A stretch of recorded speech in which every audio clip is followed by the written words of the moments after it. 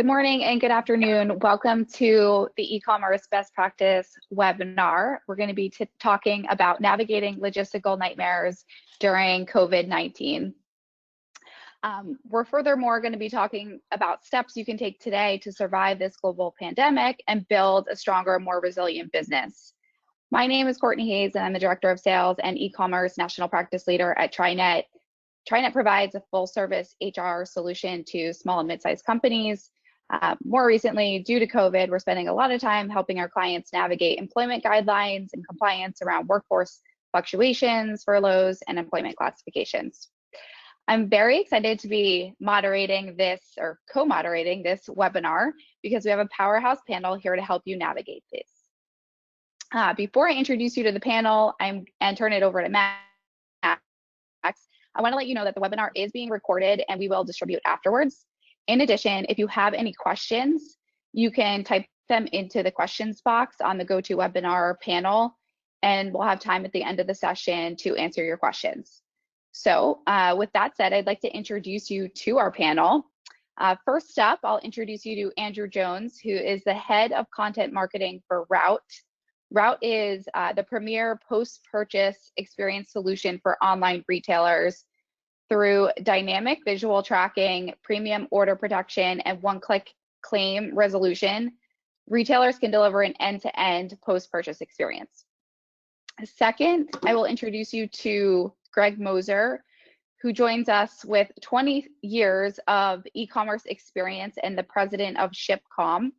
ShipCalm is an e-commerce fulfillment company and third-party logistics provider for small and mid-sized businesses, with a modern approach to technology and fulfillment facilities on both coasts. Next is Chad Rubin, who is the co-founder of Skubana, a software platform that enables multi-channel brands and retailers to unify their back office operations. Last but certainly not least is Gabrielle Nicola.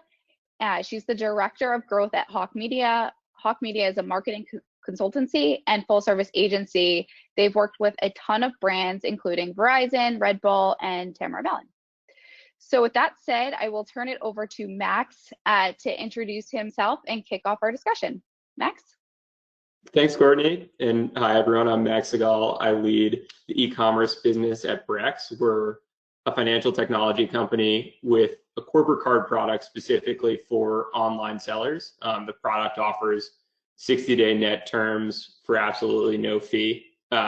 We could dive into that a bit later, but while we have everyone's attention, let's dive into the topic of the day, which is navigating logistical nightmares in light of everything that's going on in the world as an online seller.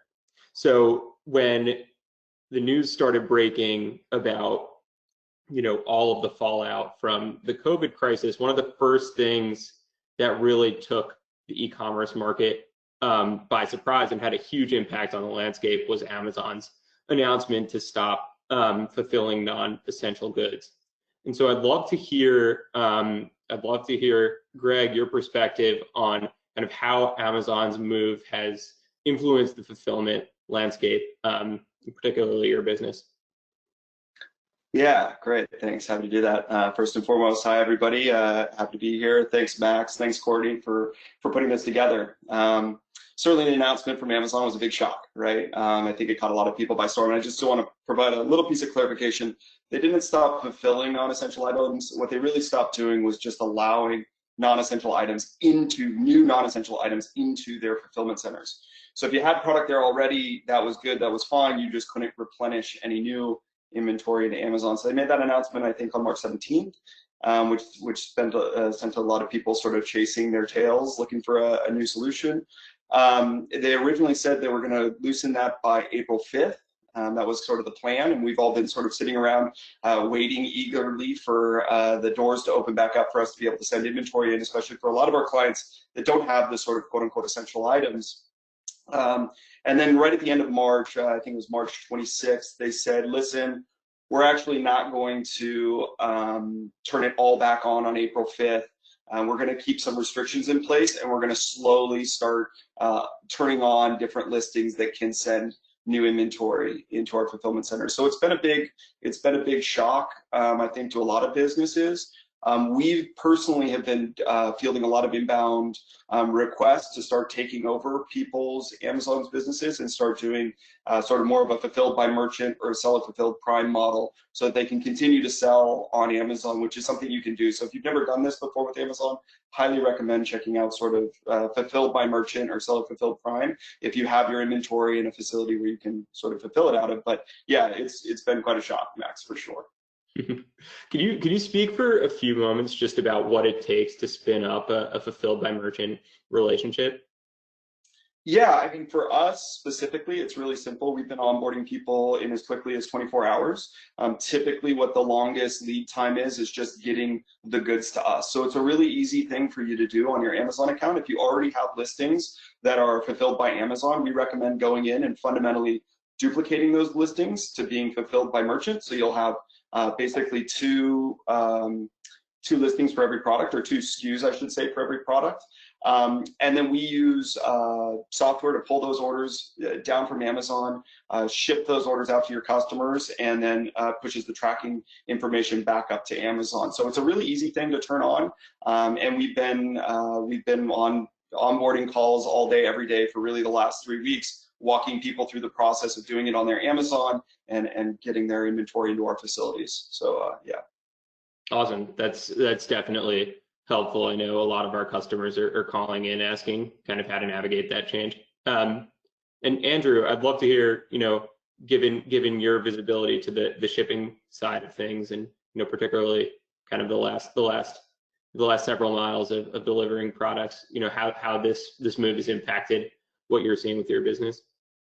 Yeah, definitely. Excuse me. Yeah, first off, really excited to be here. This is an awesome group. I feel like we're gonna get a lot of awesome content through this. So I'm just excited to be here, first of all. Yeah, as Greg was saying, nobody's really been affected as much as basically Amazon has, at least what we're seeing in the news, in terms of shipping delays, what they're stopping doing, what they're trying to implement. It's been a lot. So a lot of online retailers, a lot of merchants, they're looking to see, how do I do this myself? How do I fulfill myself? What are the processes? What are the technical challenges, which Greg has spoken to and probably will speak to a little more.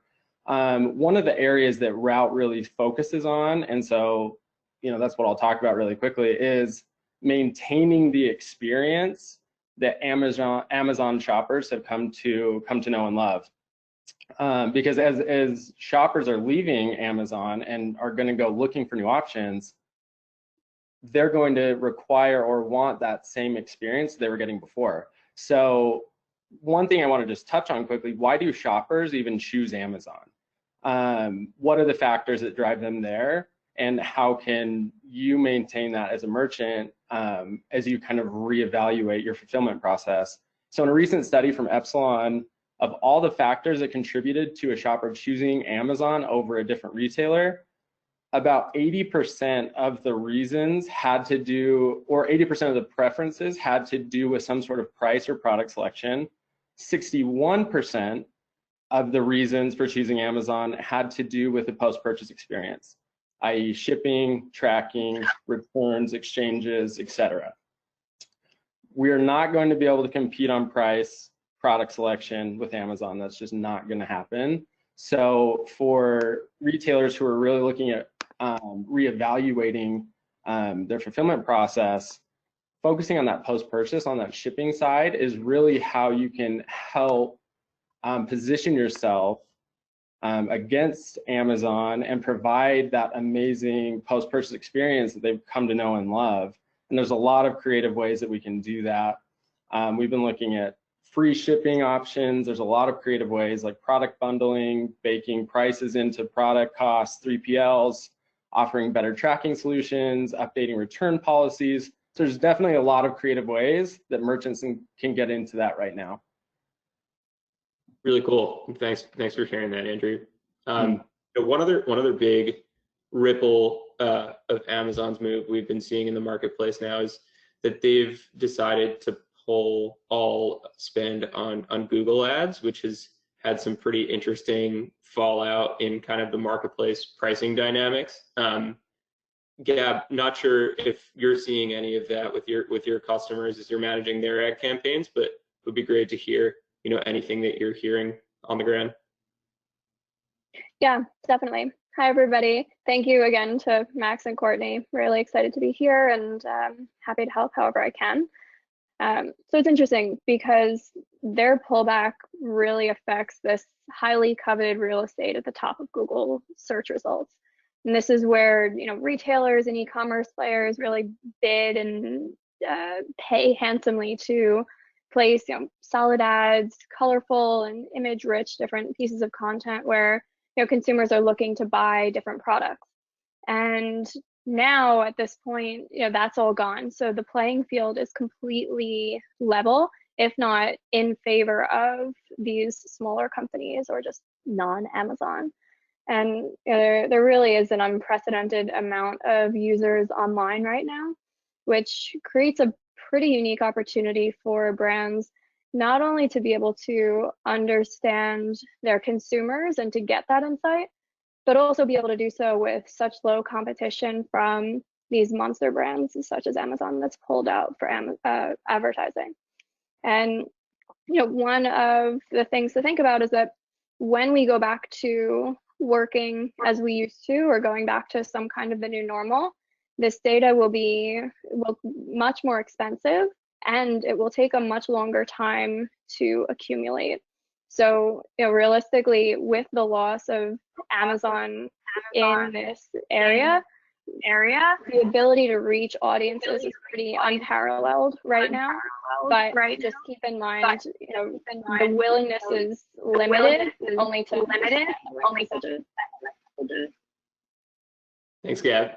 Had a little bit of echo feedback at the end of that, but really helpful context. I think when the crisis kind of really started hitting full speed, us at Brex, we were wondering how kind of spending patterns across the e-commerce market would be impacted. Didn't really know exactly what to expect. We've actually seen a pretty big surge in ad spend since the crisis started playing out. So, between January and March, we've seen over a 20% month over month increase in ad spend, and a lot of that has actually been driven by Google.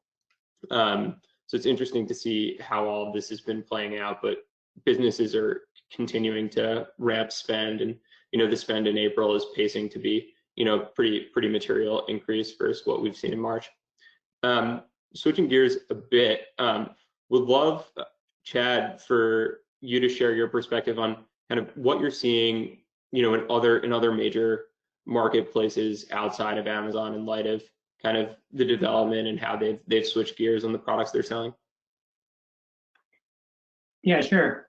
So I think, as Drew alluded to, FBA at Amazon going inbound right now has kind of been limited. So they're only allowing essentials. And so that allows for those merchants and brands that were already multi-channel to be able to capture that share.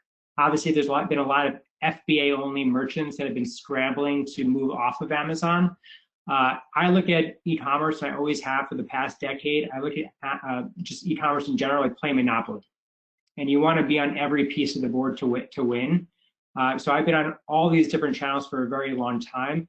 The fact that, by the way, Amazon stopped advertising on Google for PLAs are amazing, because now allows not just SMBs to win, but also allows, if you're on Walmart or Sears or Newegg or any of these other marketplaces, they're actually advertising on your behalf. And it's a great way to take up more pieces of the monopoly board, so to speak, on Google.com.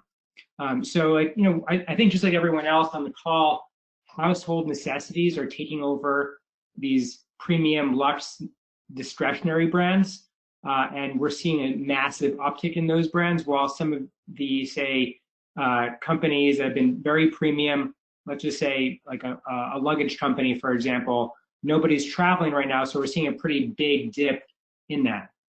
That being said, I think overall, I think e-commerce is going to change people's habits in this current moment, because like those that weren't shopping online are now starting to change their habits and start shopping online. So whereas e-com was like 12 to 15% of retail, that can skyrocket during this right now and after this. So I think it's going to be an amazing thing for those that are involved in online retail forward. Awesome.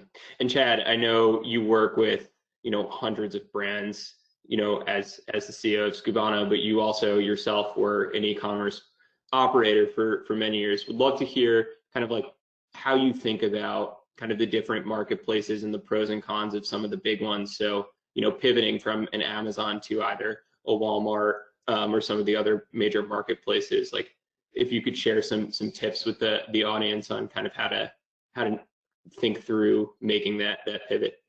Yeah, so I've been doing this for a decade, and initially people were very resistant to embracing Amazon. Then they started thinking about Amazon, then they started acting on Amazon. And so for me, I think selling on Amazon is a necessity. If they're doing 50% of e-commerce market share right now of all transactions, if you're not on Amazon, sometimes you're not relevant.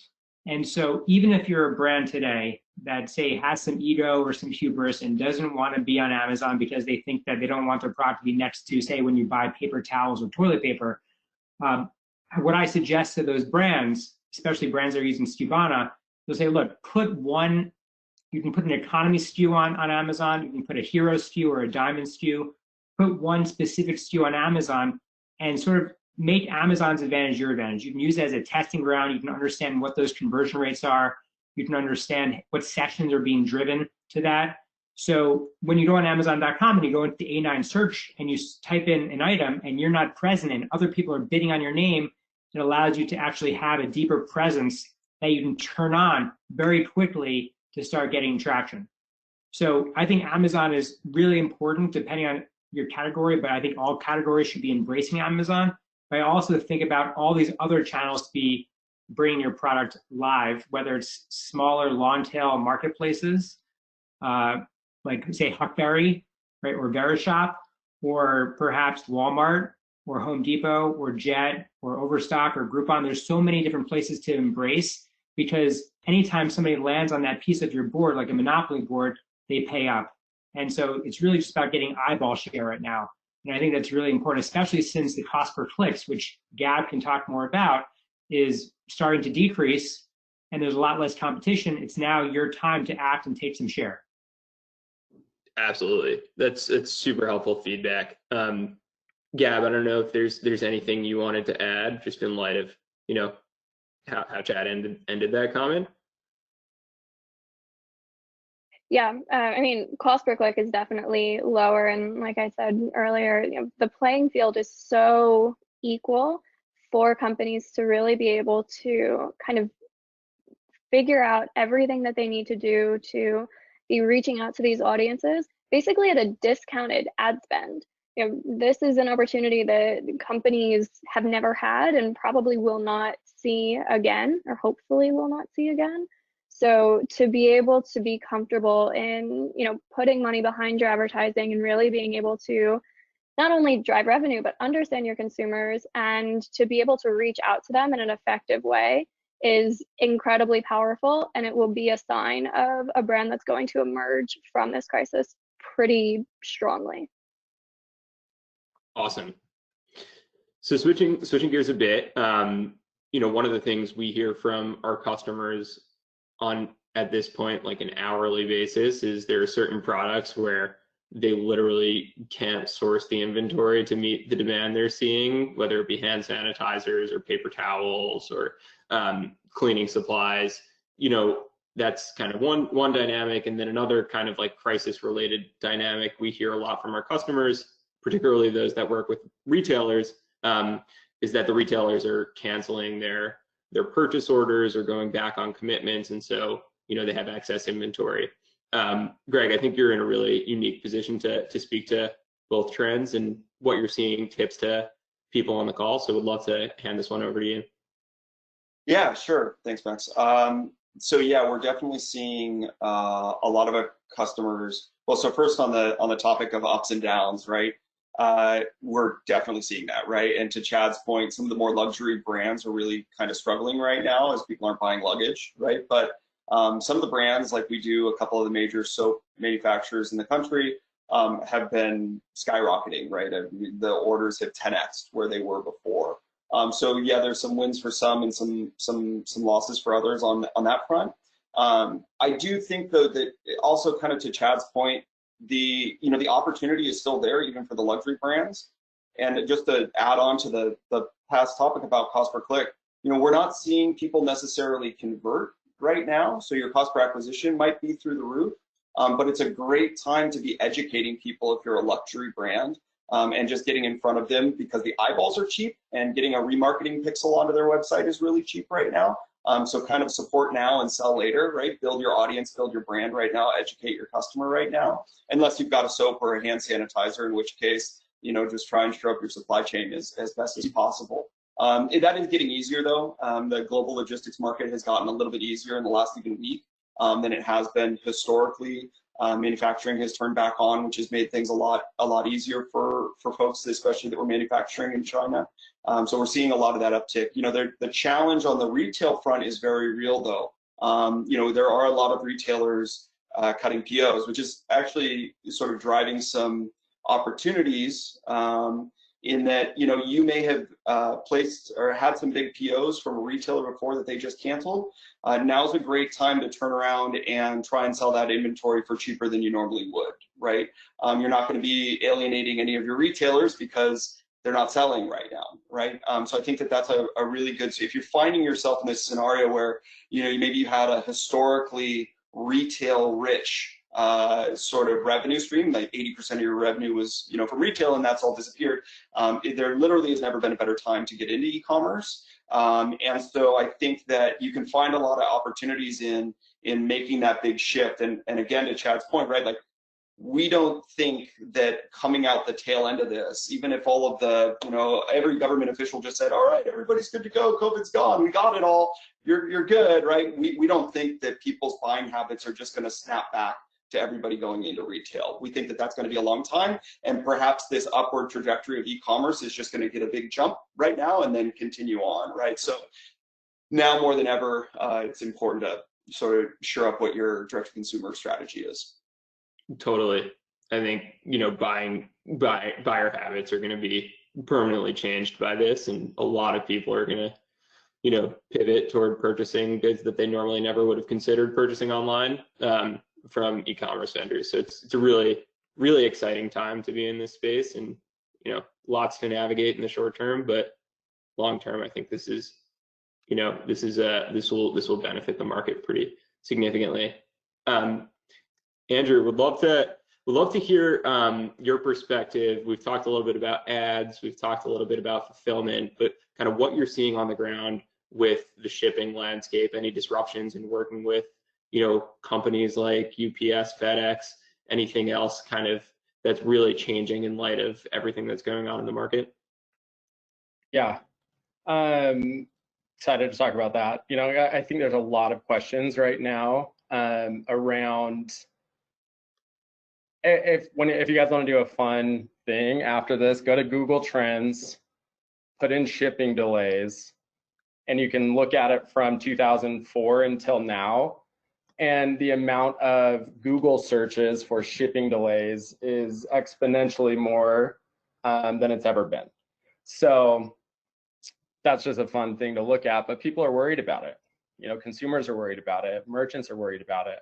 How are basically the big four carriers responding? The USPS, FedEx, UPS, DHL, how are they responding? Are they consistent? Are they going to get my stuff on time? Is it going to cost more money, et cetera? So there are some big changes to note, but I think on a positive note, they're functioning very well. They're doing very well. They are still maintaining a really high level of consistency, of security, of getting people the stuff they need when they need it. But there have been a few big changes. Primarily, money back guarantees, shipping guarantees, service guarantees are all gone from USPS, FedEx, UPS, DHL. They have temporarily suspended them indefinitely, so there's no end date. So what that's telling us, or anybody who's familiar with the service guarantees, is those guaranteed basically that they would get the package to your customer's doorstep when they said they were going to do it, and if they don't, you get your money back. Those guarantees are all gone, currently suspended, and it varies from carrier to carrier. The information on their websites are pretty clear. So if you're shopping or if you're shipping with any one of those carriers, you can go take a look at it. But some of the highlights, yeah, USPS, they've suspended their guarantee on Priority International. They do ship a ton overseas with their third-party partners. There's a lot of exclusions to where it's going to go. It's all listed out on their website. They also have no signature required right now. So any kind of more important package, it's not going to be signed for, understandably. FedEx, they've suspended the money back guarantee for every service. International services now have a surcharge as well. It's usually based on weight and destination. So definitely go take a look at that. They also are suspending no signature, but you will still be charged for adding that. So that's a nuance there. UPS, no service guarantee. Timelines have been extended. DHL, they have an emergency surcharge. Once again, that can range from a few bucks up to a couple $100. So if you use any of these services or use any of these carriers, highly recommend you dig in deep to really see what changes have been made, because you can imagine that you might have your shipping cost dialed, but a lot of these surcharges and a lot of these loss of guarantees mean that you can get upside down really quickly if you're not really, really clear as to what changes they've made. And yeah, there's a couple other things. I don't want to get too deep into that. I could talk about that all day long. But if you use any of those, if you have a preference, their websites are pretty clear, but go check them out because there's a lot of nuances between them. Also around the dates when a lot of these service guarantees have been cut and when they've taken effect. So if you're dealing with issues, see when these guarantees have been put into effect and see if you're eligible for any sort of refunds or what. But dig in, make sure you understand what's happening so that you can stay on top of those shipping costs. Totally. It's super helpful context, and I'm sure something that's at the top of everyone's minds right now. Right. I think last like very related question before I turn it over to Courtney. Chad, let's say you're running a business right now, you're anticipating disruption with your carrier relationships. What alternatives would you be looking into, as a potential kind of workaround to any disruption you'd be seeing with your shipping relationships?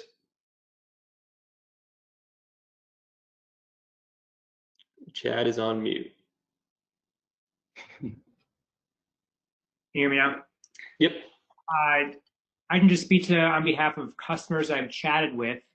A few things. One, I've seen them spreading out their inventory. So as COVID starts to hit specific states, they sort of start moving their inventory and transferring to other 3PLs that haven't been affected, or even states that they feel like have that could be affected the least as a result of this. So I've seen them doing that, and that means you have to have multi-warehouse functionality with abilities to be able to orchestrate and route orders accordingly based on stock levels at a given time. So I've seen that.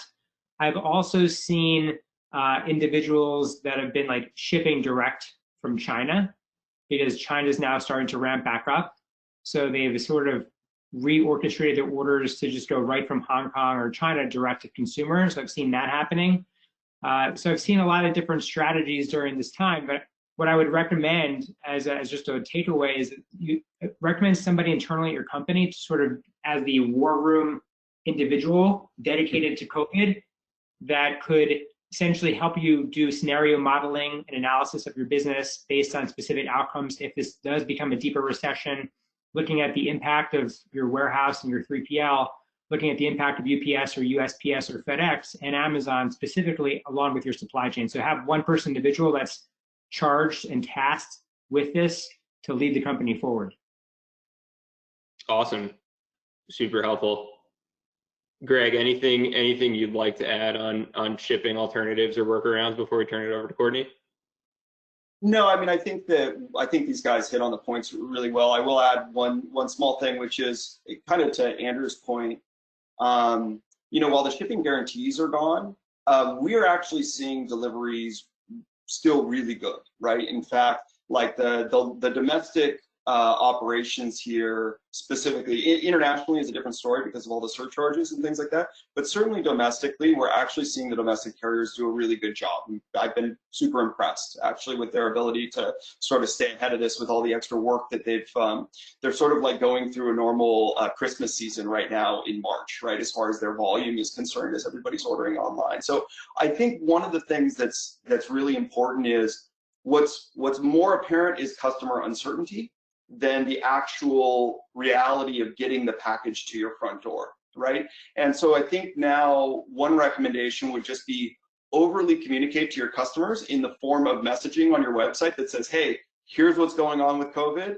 Our fulfillment center is still running. You can still place an order. We're seeing maybe 24 to 48 hour delays, but like proactively messaging that, because then your customer's like, okay, great. I'm not going to place this order and then get an email that says it's not going to ship for 4 weeks, right? That's what they're worried about. And if you have your old traditional checkout process, they might think that, uh-oh, I'm about to place this order and then they're going to tell me it's going to be 4 weeks. So I think including tools like Route is a great thing to add to your checkout process, because it just sort of adds this sense of security around for your customer and assurance that they're actually gonna get their goods. So I just think proactive messaging is a really important thing to be doing right now. And that would be the only thing I'd add. Amazing. Over to you, Courtney. All right, thanks, Max. So next question just is around conserving cash, and Brex, you are no better to answer this question than anyone on the panel. So what is the best way to shore up cash? Yeah, so, you know, there are a lot of things that you should be thinking about when it comes to managing your cash flow. I think one that's increasingly top of mind kind of speaks to Brex's core value prop, which is kind of maximizing the float, or the period between when you need to make your investments and then when you get you know, cash on those investments. And so, you know, everything is seeing disruption at every point in the selling cycle. And so, you know, many merchants that historically would have been fine, you know, just laying out cash directly for a big ad campaign, or paying for shipping or purchasing inventory, you know, since the selling cycle is expanding pretty dramatically, every extra day of float you could get on those purchases matter. So Brex's product, we're a corporate card, but we offer really extended float on every purchase you make. So we have a product that offers 30-day float on every purchase made, and some pretty aggressive cash back on every dollar you spend. And then we have our dedicated e-commerce offer that offers 60-day net terms. So you make a transaction today, you're not actually going to get charged for that transaction until 60 days after the purchase is made. But we're seeing record volumes of signups for both offerings, and you know, that just speaks to the need for these sorts of solutions against this backdrop. There are obviously many other financing sources out there. I think a little bit in a bit we're gonna speak to kind of the government stimulus program and how you get access to those funds. Everyone should be you know, really trying to mobilize to do that quickly. There are traditional financing alternatives out there. You can work with banks to get cash. Just, you know, every extra dollar of financing right now, in our view, as long as you're kind of comfortable with the ability to repay it, is valuable for businesses against this backdrop. Agreed. Thanks, Max. Going along with the same subject, what's going on with the stimulus package, and will it impact me? I know, Greg, you've explored this quite a bit. If you want to take that question. Yeah, certainly. So there's a lot to unpack, obviously, with the stimulus package. I've been working on this now for myself and some of the other businesses that we own, really since all this news got announced that there were going to be stimulus packages, right? Reading the bills and talking to bankers and understanding all this stuff. There's a number of so there's really two key programs I think people need to be aware of, and many of you I'm sure are at this stage because there's been a lot of messaging around these. One of them is the Payroll Protection Program, a really great program if you have payroll, right? So if you had payroll, especially if you had payroll last year, it's a great program because you can qualify for a lot of funding. And as long as you're going to continue to spend that funding on payroll, and there's some other things you can spend it on, they're going to just give it to you gratis, right? The debt's going to be forgiven. There's been, botches in the rollout of this, but to be expected, right? The government's trying to hand out $350 billion really, really quickly, which now looks like it's going to be closer to $600 billion. So it's understandable. I think I personally had just tremendous anxiety over the last 2 weeks as we're eagerly trying to be first in line and be with the right bank and all that kind of stuff. This thing is going to take time. Right, so try to manage your stress and manage your anxiety through this. I think that they're now, especially with the added funds, that we're going to see everybody's going to get their turn at the turnstile to pick up their check if they're due it. Right. One of the things I think that might be important for the people that are on this call is if you didn't have payroll last year, right? There's a lot of e-commerce business owners, small business owners, right, that barely pay themselves a salary, let alone have a big payroll to pay other people, right? So if you're just an independent e-commerce business owner, that may not be the kind of stimulus that you need, or you might not be able to qualify for as much as you'd like to there. But there is another program put out by the SBA called an EIDL loan. It's more like a traditional loan, but they're really easy to get right now. They're qualifying people for way higher amounts than you would normally be. And so I think that that's a really great option for people to go down the, if you just go to the SBA's website and disaster relief, it'll give you all the details on that program, and anybody can sign up for it, even if you're a brand new startup and literally have no revenue. If you have projections and say, hey, I was going to spend all this money and do all these things, you can get a loan from them to continue on your course. You just have to be able to show that you were negatively impacted by COVID, which I'm pretty sure all of us can do at this stage. So anyway, I think both programs are great, yeah, take your time and do your due diligence for sure. Thanks, Greg. Appreciate that. As we pivot, what could a brand be doing right now to hedge for post-COVID-19 in the future? We're going to make it out of this at some point. So Gab, what are your thoughts on what brands could be doing now to plan for the future? Yeah, so I mean, right now, obviously, we're in quarantine, and the percentage of people who are going and shopping through e-commerce is pretty incredible. Like, we're seeing e-commerce growth to be really strong, regardless of what the economy is seeing. And while nobody's really sure what will happen in the future and what the new normal is going to be, just like Greg said earlier, people's buying habits are not just going to snap back. Right now, consumers are being forced to look at different vendors now that Amazon's a little harder to access. So in the future, what we're thinking, brands are really going to need to be focusing on D2C channels today, tomorrow, next month, and in the next year. And right now, to hedge your bets for the future, you really should be starting to advertise and starting to be taking advantage of the fact that the cost of advertise has dropped a ton. That's an incredible opportunity. And then, to be able to then grow that in the future will be really powerful, because basically what it is that crises are great truth tellers, right? Like, we're seeing these brands in real time are going through the crash course in social responsibility. There are already winners and losers. And the winners are the ones who are acknowledging what their customers are going through, working and acting quickly, and putting together this plan and then acting on it. The losers are the ones who are pulling out of advertising and operating as like business as usual. So what we're really looking to do is to enhance the companies through telling that brand story and running any kind of advertising to promote the companies, because for right now and what we're expecting for the future is to see a pretty substantive rise in ad spend and correlating success. Does that make sense? Totally. I think one just kind of point to add, because I think you're hitting the nail on the head. We at Brex have so much optimism about the e-commerce market in light of, you know, how we've seen things develop over the last several weeks.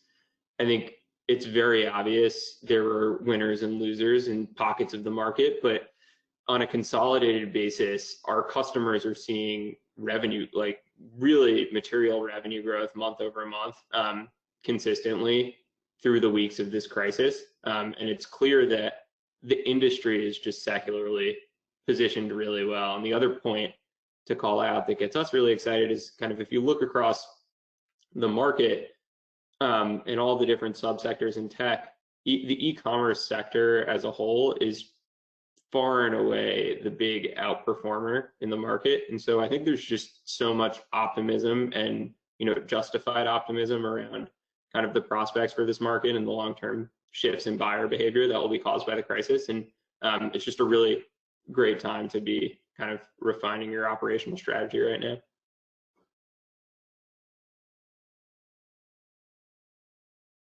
Agreed. I just wanted to remind everyone, if you have any questions, to please feel free to use the question box in your GoToWebinar panel. We have a couple of questions that came in, but thank you guys you are right on time. We planned for 45 minutes, so perfect timing. We do have a couple of questions that I'll get to right away. These are really for everyone, so feel free to jump in and answer. The first question is, do you think listing on a lot of e-commerce sites cannibalizes sales though, especially since they will price match each other and can tank retail? I can start that question. I can start. I mean, I've been doing multi-channel for a decade. One of the things I don't do is I don't do spray and pray, meaning I don't put the same content across every single marketplace because every marketplace is different.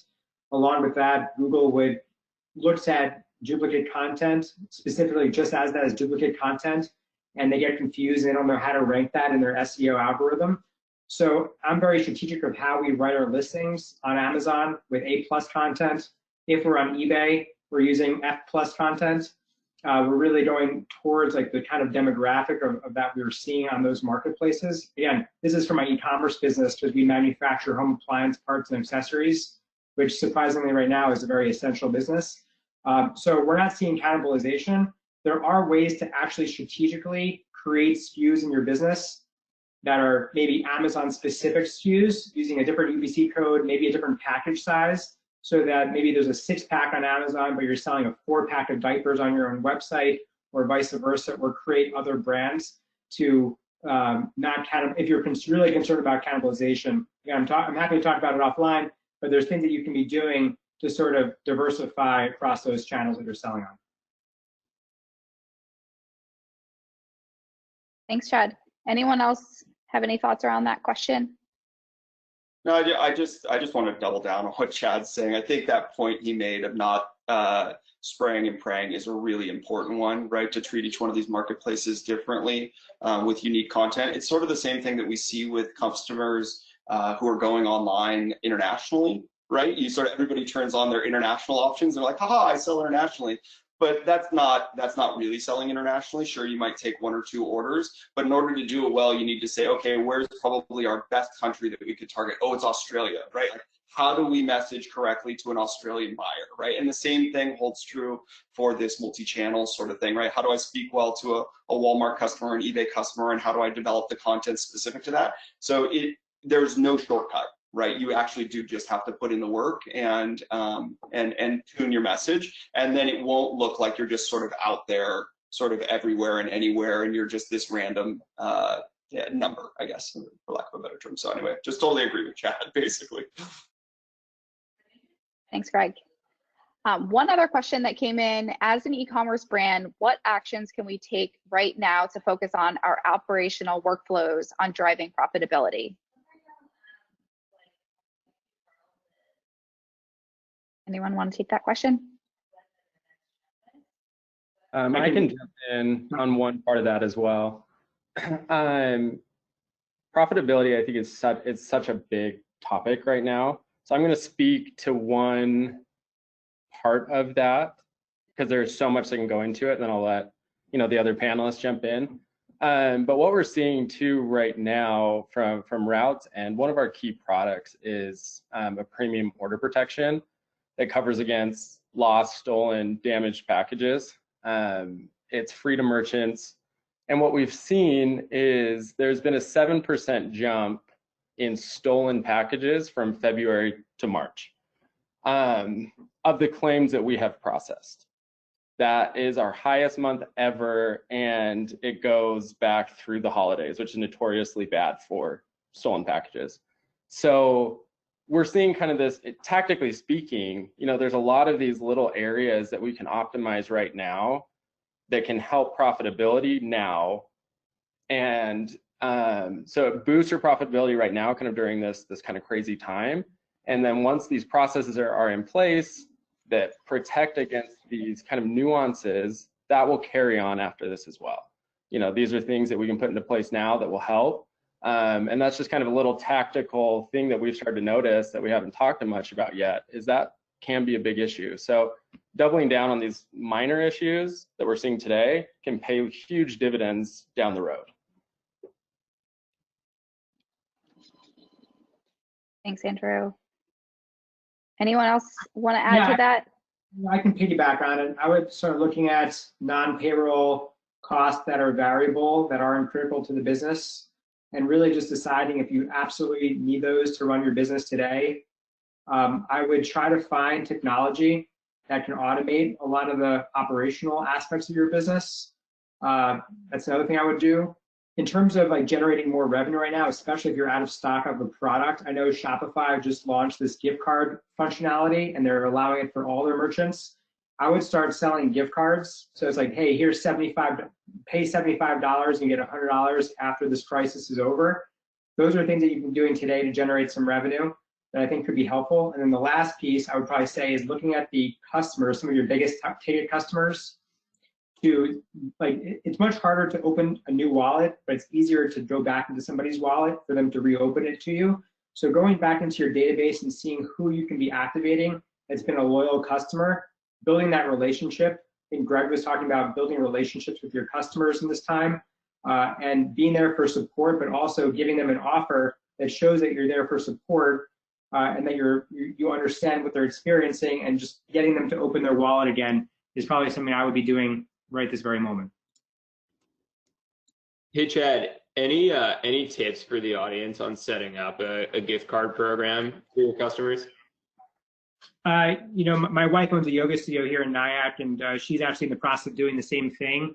It's all about how you're wording it in your newsletter. So going back to those repeat customers or those that have opted into your newsletter or text message program, and being like, look, our business, just being honest. I think authenticity right now is probably the biggest thing you can be doing with your clientele, and just genuine, being like, hey, genuinely, we are impacted, right? We are seriously impacted, and we can really use your financial support. And here's what we've got for you that could benefit you, but also can benefit us. That's how I would start.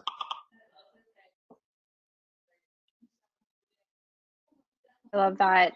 It actually plays really well into the next question that came in, which was, what can merchants do today to build trust with their customers? So I don't know if Chad, you want to take this, or Gab. You know, I think you both kind of spoke to it earlier, but maybe if you want to double down on anything else that brands can be doing today to build some trust. Yeah, so you know, one of the things that, just like as kind of a general rule, your life cycle marketing, think like email and SMS, is really supposed to be driving anywhere from like 20 to 40% of your revenue on a normal day. But with that being said, we're seeing incredible success in the retargeting that we're doing, and in lifecycle marketing coming from emails and coming from text messages. So, you know, in order to foster that relationship with your clients, what you really want to do is have built out lifecycle campaigns. Just like Chad was saying, like send out something that's, you know, a heartfelt and true note that, you know, telling your clients what's going on with you and where you guys are as a business, but also making sure that your flows and your campaigns are properly set out so you can reach out to people and, you know, get some more purchases, or really, you know, foster that relationship in a few different ways.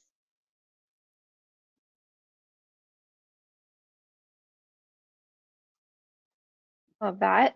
Anyone else have an opinion on that? I know we kind of touched on it already. I would just add, we've kind of touched on it throughout, but I think it's such an important point. This is piggybacking off of Chad, Greg, Gab, you guys have all kind of mentioned it. That communication right now, I think, will be 100 times more important now than it might ever be. So being authentic, being transparent, over communicating, getting creative with the ways you're communicating, opening up new channels of communication, you know, all that stuff right now, there's so much opportunity for online retailers to kind of get a bigger piece of the e-commerce pie, that they have a lot of options. So the more you can do to communicate, to be authentic, to be transparent, will set you apart more now probably than ever before. And that, like we've all mentioned, that's just going to pay dividends after all this kind of settles down. Agreed. One interesting observation that came in from the audience was from Richard. He said he's heard from every company. Sorry, there's a lot of thunder. He's heard from every company that he's been in communication with over the past few years, but no real offers to cultivate relationships. He says personal branding may be as important as ever to restore customer trust. And I think we can all agree. So I think that's it for all the questions. I'm not sure if Max or anyone has any closing comments, but thank you guys all so much for joining our panel. Anyone else have any closing comments? This was amazing. Thank you, Courtney, TriNet team, and all the panelists for organizing a really informative, just great deep dive into everything that's happening in the landscape. You know, we'll send everyone who registered a follow-up email recapping everything, but this was great. So thanks all. Thank you, guys. Thank you, everybody. Everybody, Thanks, guys. Take care.